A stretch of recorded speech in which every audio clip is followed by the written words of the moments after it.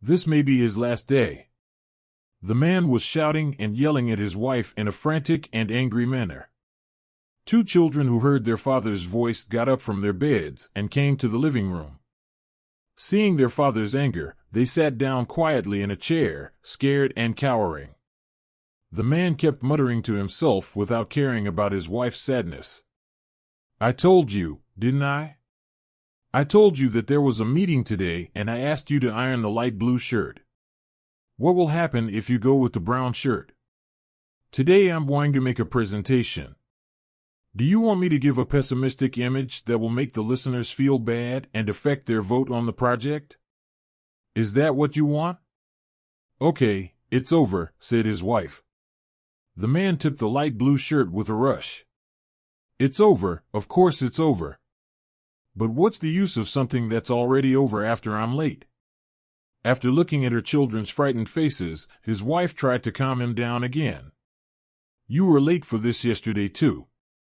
You still have time, you'll make it. He doesn't understand. I'm going to make the presentation today. I have to be there before everyone else so that I can say welcome to the important guests who will come." The man left while still muttering and shouting, started his car and drove away. His wife worried about her angry husband's state while driving. "I hope he doesn't have an accident."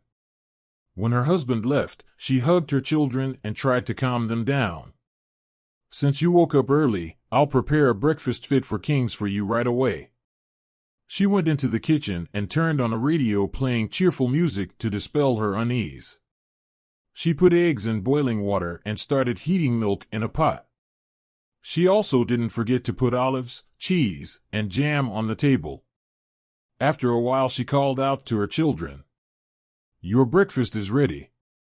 As the children sat down for breakfast, they noticed that the music on the radio suddenly stopped. The announcer interrupted with a breaking news bulletin and turned up the volume a little more. There was a chain of accidents being reported on the radio. The announcer said that they would be together with details shortly, but he had collapsed in his chair as soon as he mentioned the location of the accident. The accident site that the announcer mentioned was the four-way intersection that her husband passed through every day on his way to work. She remembered her husband's complaints about traffic at this intersection and how there was heavy traffic every morning. "I wonder if he rushed because he was late and maybe he—" The thought that came to her mind made her feel even worse, so she got up immediately. "Children, remember not to go near the stove. Finish your breakfast and go to the living room to play. I have to go somewhere urgently, and don't open the door for anyone, okay?" Although her children were obedient and well-behaved, she would always remind them repeatedly if she had to leave them alone at home for even a short time. She put something on herself to go out into the street and took some taxi money with her. As she headed towards the door, she began to cry because of her fear that her husband might have died in this accident. She tried not to let her children see her tears by turning her back to the open kitchen door.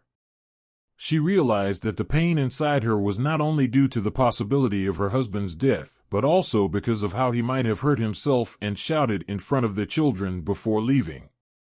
He wasn't always so angry. If he dies, will my children remember their father as they last saw him? Will he remain in their minds as a heartbreaking and angry father? She was going to call out to her children again as she left through the door, but now she couldn't hide her tears anymore. She made a move to open the door quickly and go outside, but there was her husband walking towards their house. The man looked at his wife's wet cheeks for a moment and asked, "Did you listen to the news?" His wife nodded without speaking. First he hugged her and then wiped his wife's cheeks. His wife asked with difficulty, "You were late for an important meeting. Why did you come back?" "The accident happened very close to me. At that moment, I remembered something more important than the meeting. If I had died in that accident, at that moment, the children had also come to them and stood shyly next to their mother, thinking that their father might be angry again." The man called his children over with all his sincerity and genuine smile, hugged them, and kissed their cheeks. I made a big mistake today and forgot to tell you how much I love you when I left home. Can such an important thing be forgotten? Well, I came back for that. Written on September 2nd, 2009, 9 o'clock. Written by Ahmet Unal CAM.